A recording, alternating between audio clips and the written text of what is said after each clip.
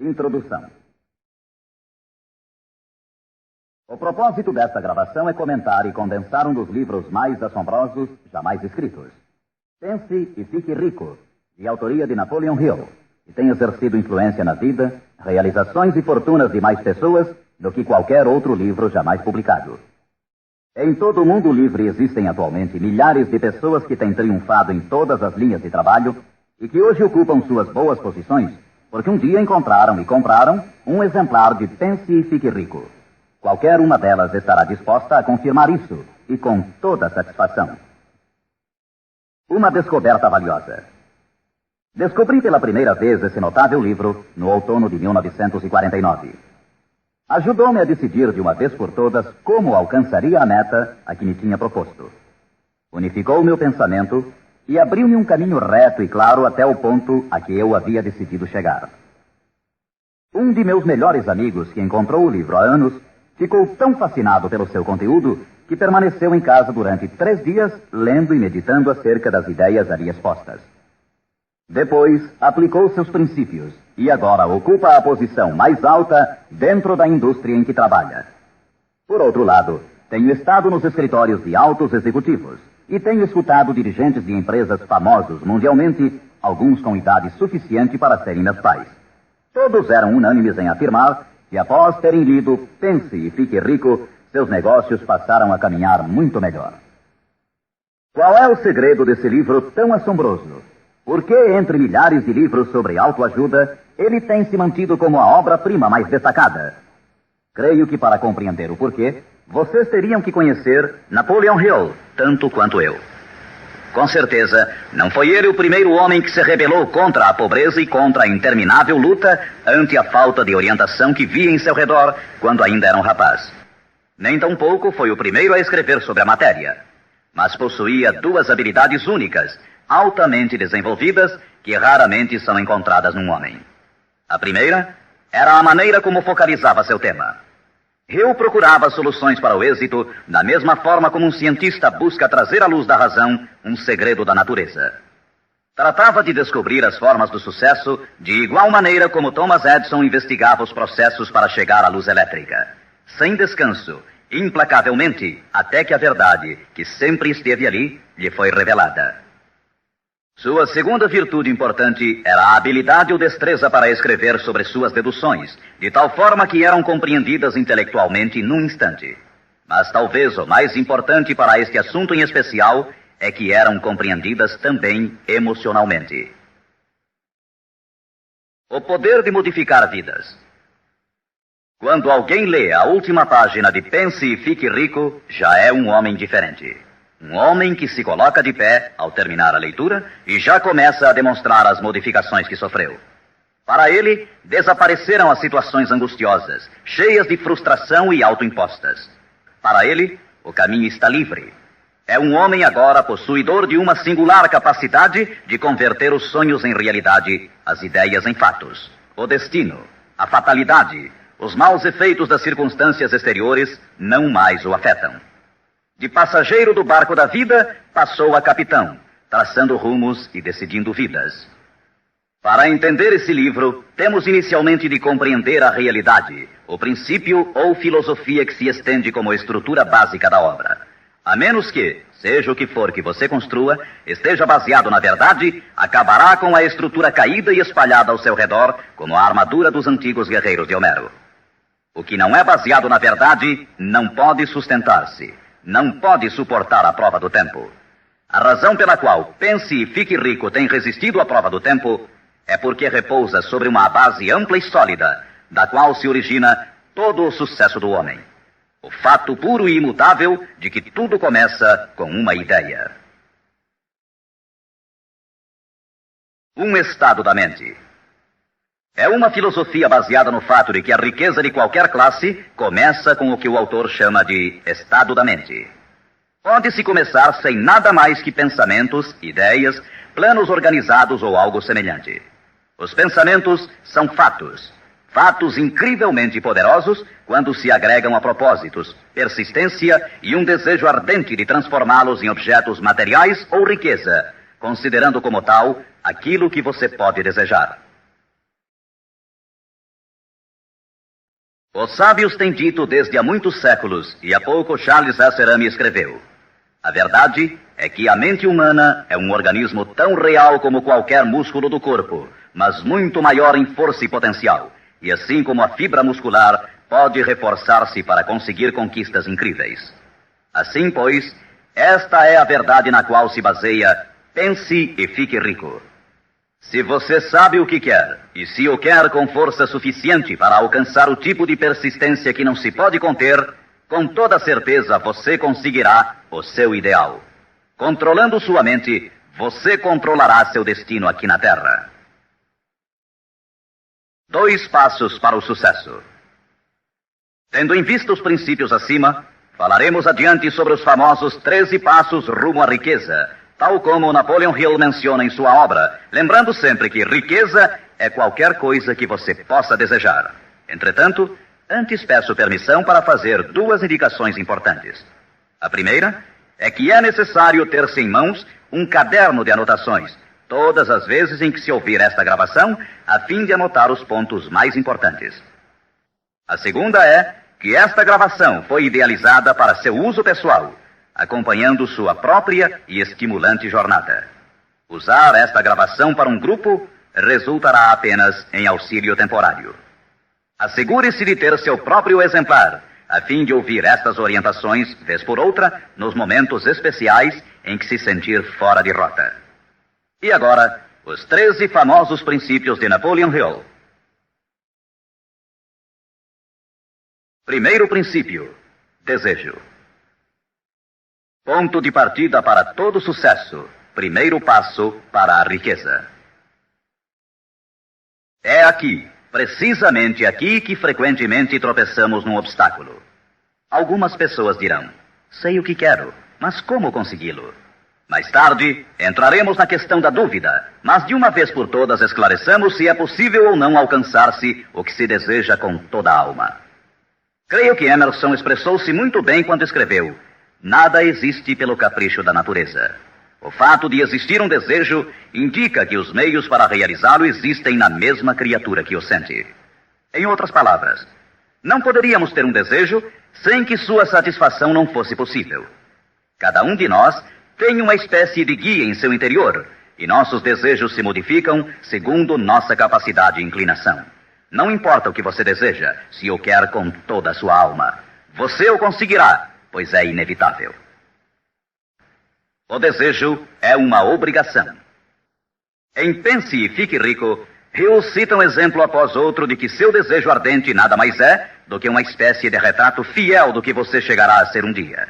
Portanto, determine agora mesmo e com firmeza o que você mais deseja, porque senão, como disse Helvécio, destruindo o desejo, destrói-se a mente. Todo homem sem paixões não tem em seu interior nem princípio de ação, nem motivo para agir. Uma boa forma de saber se em realidade você tem ou não um desejo ardente é examinar a maneira como procura alcançá-lo. Se você vai atrás daquilo que crê desejar, como se estivesse ensaiando, com timidez, com intenção de ir só se for seguro, não tem absolutamente um desejo ardente. Nunca chegará à segunda base se ainda mantém um pé na primeira. Entretanto, se está disposto a queimar etapas atrás de si, dizendo de uma vez para sempre: isto é o que desejo e o farei de qualquer maneira, então você tem realmente o desejo que o conduzirá ao pleno sucesso. Com esse tipo de resolução, você será capaz de levantar-se após os tropeços que lhe sucederem. As únicas pessoas que não cometem erros são as que nunca tentam nada. Os tímidos são como afluentes de um lago. Nunca se aventuram ao mar amplo e profundo. Esses mesmos princípios atuarão sobre qualquer coisa que você deseje. Um lar harmonioso, uma carreira com mais êxito ou mesmo mais dinheiro para cuidar melhor de sua família e prevenir-se para os anos futuros. Para obter sua parte na prosperidade que o espera mais adiante, Napoleon Hill oferece a você a seguir 6 passos práticos e precisos.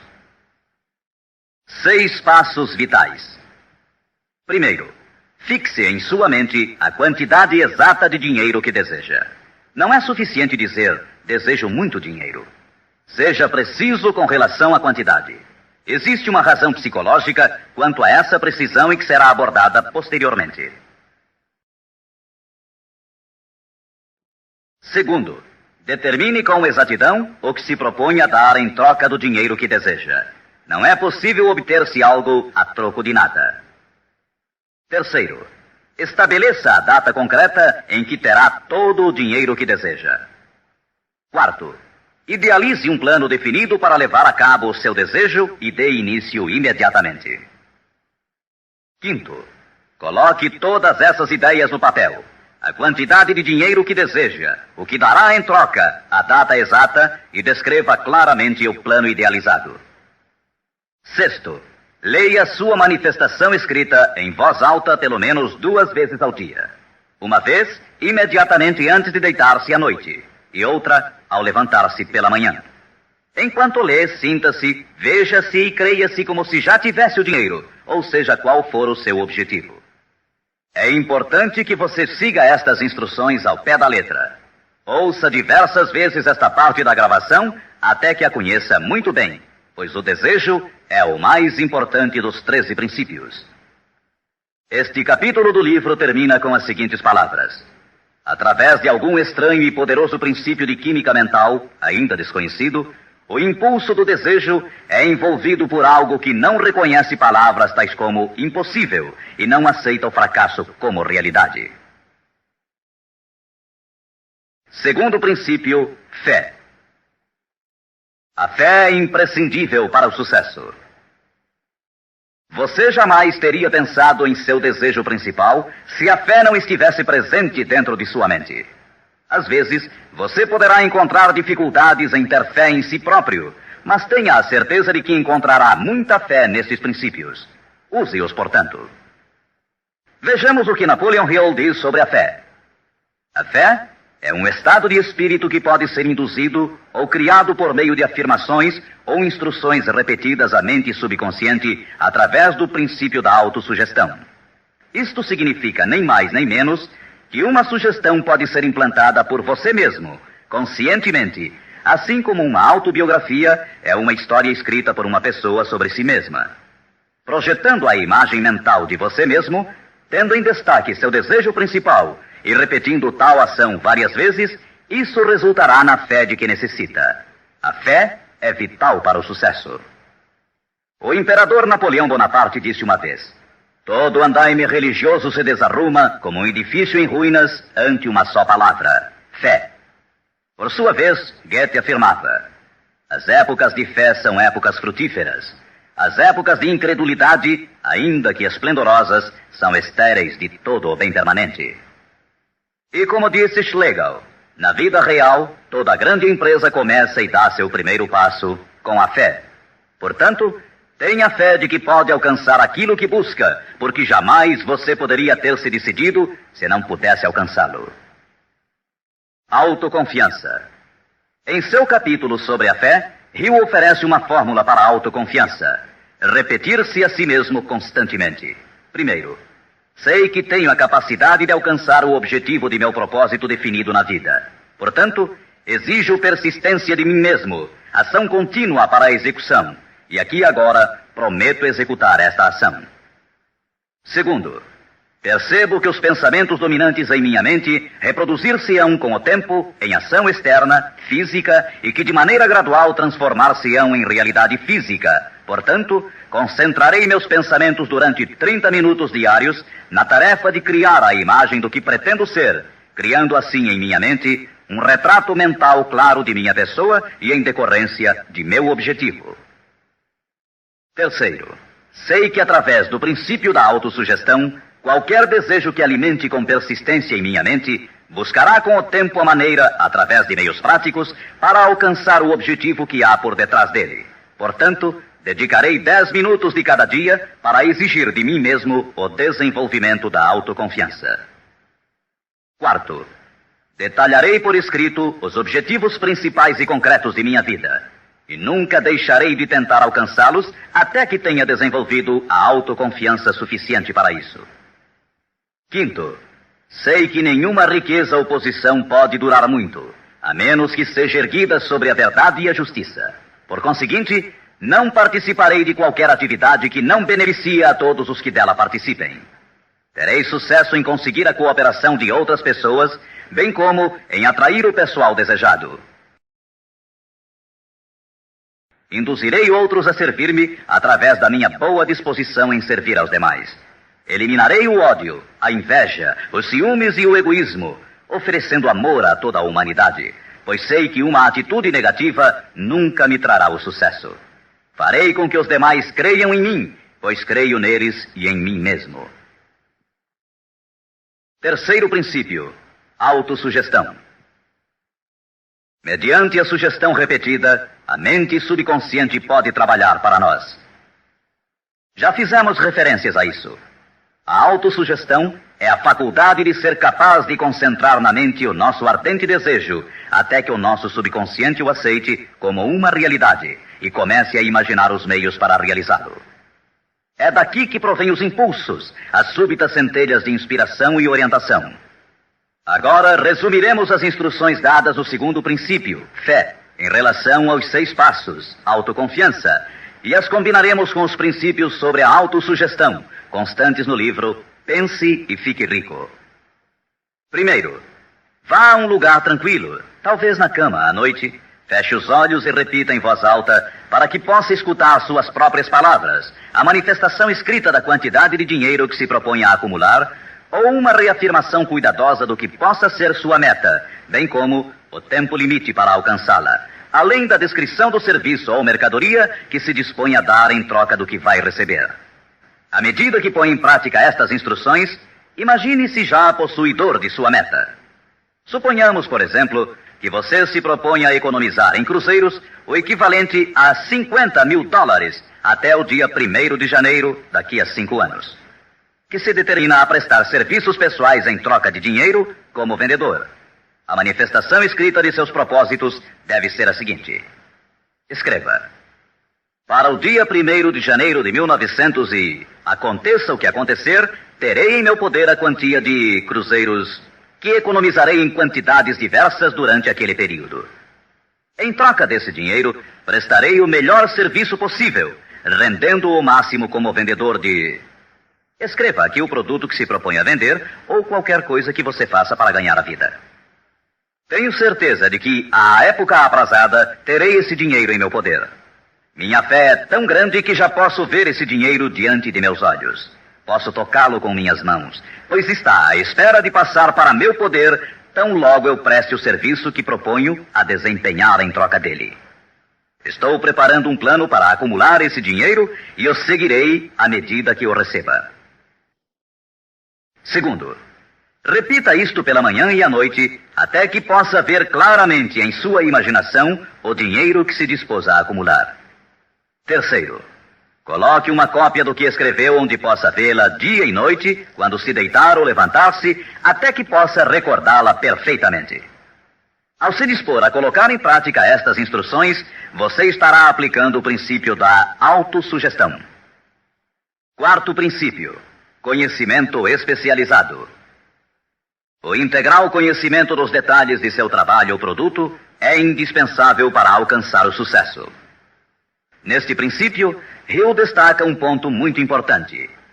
O conhecimento constitui uma força somente quando está organizado num plano concreto de ação e dirigido a um fim definido.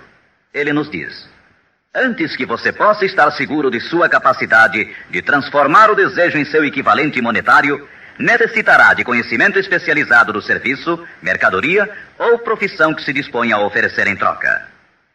Talvez você precise de muito mais conhecimento especializado do que tem, ou do que pode adquirir normalmente. Se for essa a situação, poderá resolver o problema mediante a utilização de um sistema que chamaremos de grupo mental. Mais tarde explicaremos do que se trata, mas por enquanto, reconheça que tem de aprender tudo o que possa sobre sua especialidade. Assim, dedique parte do tempo a cada dia para assimilar mais e mais sobre o que você faz para seu sustento. Frequente cursos que existam sobre a matéria, bem como associe-se a homens que conheçam bem sua profissão. Quinto princípio: imaginação. A imaginação é literalmente a oficina onde se formam os planos criados pelo homem. O impulso e o desejo recebem forma e ação mediante a ajuda da faculdade imaginativa da mente. Foi dito que o homem pode criar tudo o que possa imaginar, como disse e ensina Napoleon Hill. Toda mente humana pode alcançar o que pode conceber e crer. A única limitação do homem dentro do razoável reside no desenvolvimento e emprego de sua imaginação e da subsequente motivação para a ação. A automotivação é a chave. Os maiores dirigentes de negócios, indústrias e finanças, os grandes artistas, músicos, poetas e escritores chegaram a ser os melhores porque desenvolveram a força da automotivação. Enquanto você desempenha seu trabalho diário, pense constantemente nos meios pelos quais poderia realizá-lo melhor, com maior eficácia. Pense nas modificações inevitáveis. Podem ser feitas agora? Se você sente limitações, lembre-se das palavras do famoso arquiteto Frank Lloyd Wright. A raça humana construiu com mais grandeza quando maiores eram as limitações e, portanto, quando mais era necessária a imaginação para construir.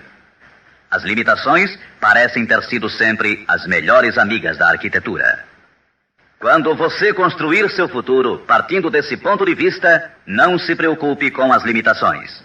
Recorde que estas podem ser suas melhores amigas, posto que requerem imaginação se tivermos que nos levantar acima delas. E como disse Beecher, a alma sem imaginação é como um observatório sem telescópio. Sexto princípio: planejamento organizado. Para obtermos sucesso em um empreendimento que decida nossa vida, devemos ter planos perfeitos.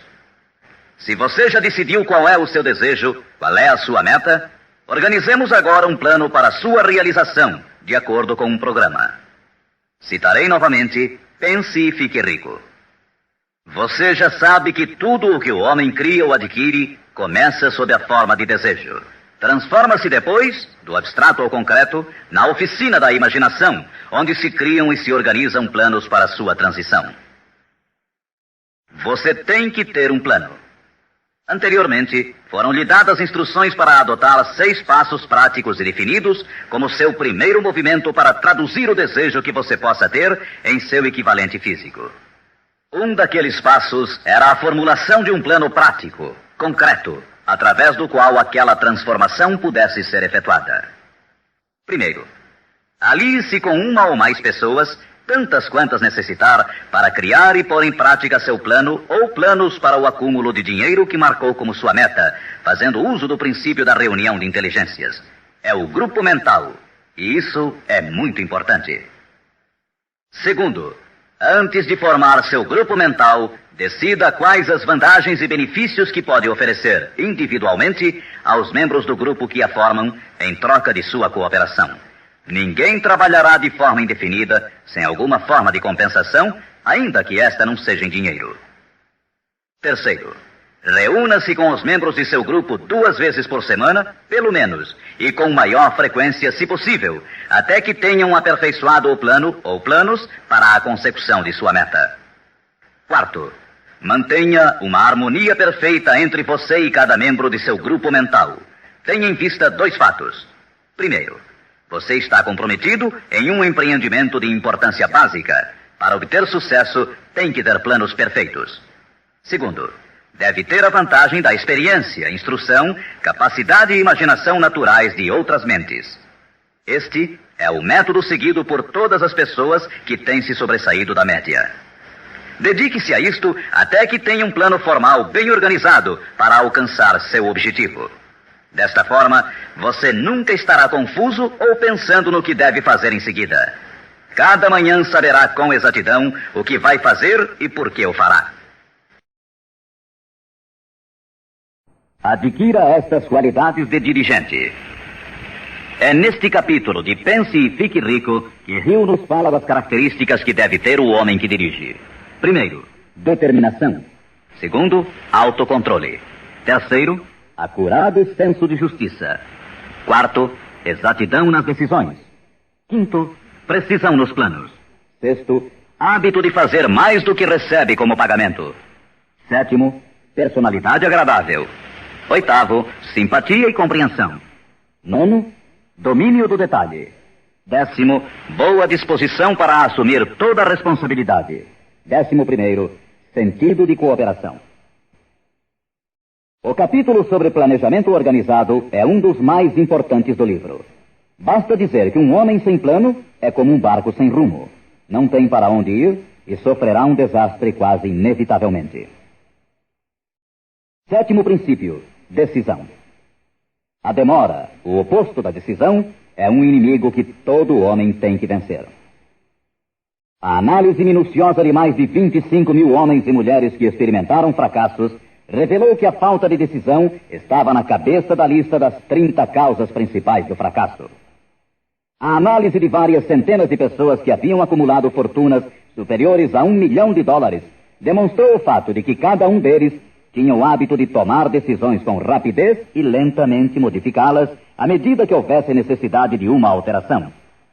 As pessoas que fracassaram em acumular dinheiro, sem exceção, quase sempre tinham o hábito de tomar decisões com lentidão e depois modificavam-nas com rapidez e frequência. Ter um objetivo concreto torna mais fácil a tarefa de tomar decisões rápidas. Entre os inúmeros exemplos citados por Hill, um dos mais conhecidos é o caso de Henry Ford. Uma das qualidades mais destacadas daquele industrial era seu hábito de tomar decisões concretas com rapidez e depois modificá-las com calma. Esse modo de ser era tão pronunciado em Ford que lhe deu reputação de obstinado. Foi essa aptidão que o impulsionou a continuar fabricando seu famoso modelo T, o automóvel mais feio do mundo, mas naquele tempo o mais prático, apesar de todos os seus assessores e alguns dos compradores insistirem para que ele o modificasse. Talvez Ford tenha demorado muito em fazer as alterações, mas o resto da história é que sua firmeza de decisão produziu-lhe uma enorme fortuna, sem que fosse necessário modificar o modelo, e seguramente a companhia hoje não está pior por isso. Quando você tiver uma ideia, apegue-se a ela. As pessoas que fracassam, em sua maioria, geralmente se influenciam com facilidade pela opinião dos demais, deixando-se inclinar sem dificuldades. Permitem que os jornais e falatórios dos vizinhos pensem por elas, mesmo sabendo que as opiniões são as mercadorias mais baratas da terra. Siga seu próprio conselho ao colocar em prática os princípios aqui descritos, tomando suas próprias decisões e seguindo-as. Não faça confidências a ninguém, exceto aos membros do seu grupo mental, e tenha muito cuidado na seleção desse grupo, escolhendo somente aqueles que simpatizem e harmonizem totalmente com seus propósitos. Os amigos íntimos e familiares, ainda que isto não signifique que o façam constantemente, atrapalham com suas opiniões, e às vezes por causa do ridículo. Milhares de homens e mulheres arrastam consigo complexos de inferioridade durante toda a vida, porque alguma pessoa bem intencionada, mas ignorante, destruiu toda a sua confiança através de opiniões ou expondo-as ao ridículo. Se uma decisão merece algo, você deve agarrar-se a ela até que a tenha desenvolvido completamente.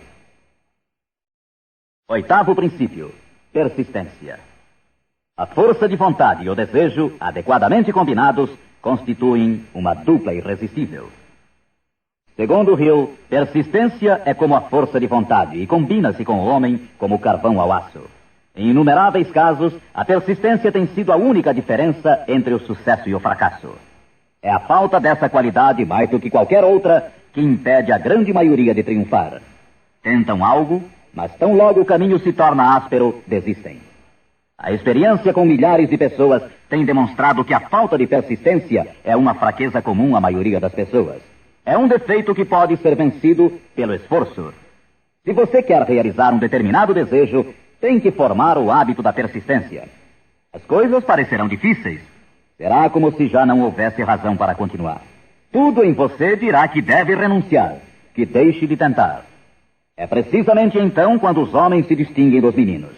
É aqui exatamente quando se percorre essa distância extra e se continua adiante que os horizontes se aclaram e os primeiros sinais da abundância que há de ser sua pela persistência começam a ser vistos. Com a persistência virá o sucesso. A persistência pode ser cultivada. A persistência é um estado mental, portanto, pode ser cultivada. Como todos os estados da mente, a persistência se baseia em causas definidas, e entre elas encontramos as seguintes. Primeira, unidade de propósito, saber o que se quer. Segunda, desejo. Terceira, confiança em si mesmo. Quarta, unidade de planos. Quinta, conhecimento preciso, saber que seu plano é firme. Sexta, cooperação.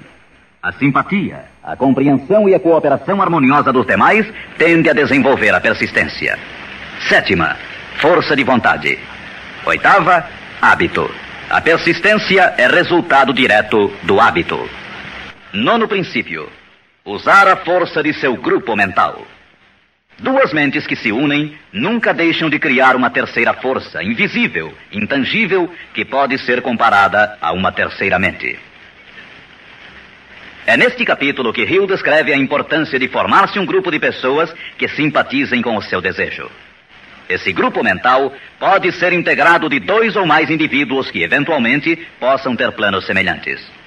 Com a decorrência das reuniões, você perceberá muitas vezes, ao estar discutindo algo com outra pessoa, que de repente surgem-lhe boas ideias, que são resultado dessa associação. Ideias que nunca apareceriam sem ela. O mesmo sucede com a outra pessoa. Estimule seu pensamento. Grande quantidade de boas ideias tem brotado de mentes individuais como resultado de participação em grupo. Associar-se a pessoas para formar o grupo mental não deve ser confundido com o fato de deixar que outros pensem por você, mas é estimular seu próprio pensamento através da associação com outras mentes. Ninguém sabe tudo. Quanto mais afins sejam as mentes reunidas, mais informações interrelacionadas estarão disponíveis. As grandes ideias são uma combinação de informações análogas. Assim, você deve escolher os membros de seu grupo com cuidado. Assegure-se que sejam pessoas que você respeita e que trabalhem conscientemente. Todos se divertirão muito e alcançarão suas metas muito antes. 10º princípio, entusiasmo. O entusiasmo provém da canalização de todas as energias corporais em termos positivos e louváveis. É neste capítulo que Napoleon Hill descreve a importância da mulher. A mulher que quase sempre auxilia o homem que luta pela consecução de metas meritórias. A opinião de Hill é de que praticamente todo dirigente é homem cujos êxitos foram inspirados em grande parte por uma mulher. Quando as coisas andarem mal, e pode estar seguro que isso ocorrerá em algumas ocasiões, você ver-se-á abandonado até pelos que você pensava que eram seus amigos. Mas se você conseguiu uma boa mulher, nunca estará só. Ela sempre o impulsionará a recomeçar uma e outra vez se necessário, e lhe dará um novo entusiasmo que nasce de sua fé em você. Ter alguém a quem amar é ter alguém com quem compartilhar seu êxito e realizações, que lhe felicite com o elogio que todos necessitamos de vez em quando. Um homem pode chegar a triunfar sem sua esposa e sem filhos, mas a plenitude da alegria se obtém através deles. Cuide de sua esposa e filhos como de seu maior tesouro. 11º princípio, a mente subconsciente. A mente subconsciente consiste em um campo de consciência no qual são classificados e registrados todos os impulsos do pensamento que chegam à mente objetiva através de qualquer dos 5 sentidos. Da mente subconsciente, você pode aproveitar ou tirar os pensamentos como quem tira cartas de um arquivo.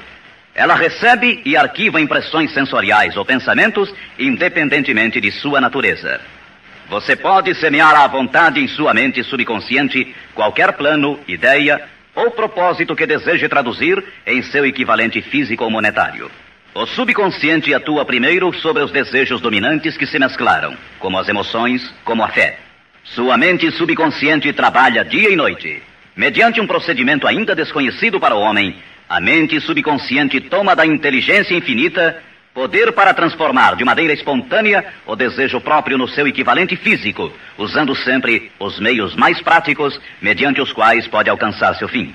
Não é possível controlar completamente a mente subconsciente, mas pode-se entregar a ela qualquer plano, desejo ou propósito para que seja transformado em algo concreto. Ninguém sabe muito sobre o que chamamos a mente subconsciente ou mesmo de subconsciente. Sabemos que é incalculavelmente poderosa e que pode solucionar nossos problemas se corretamente empregada.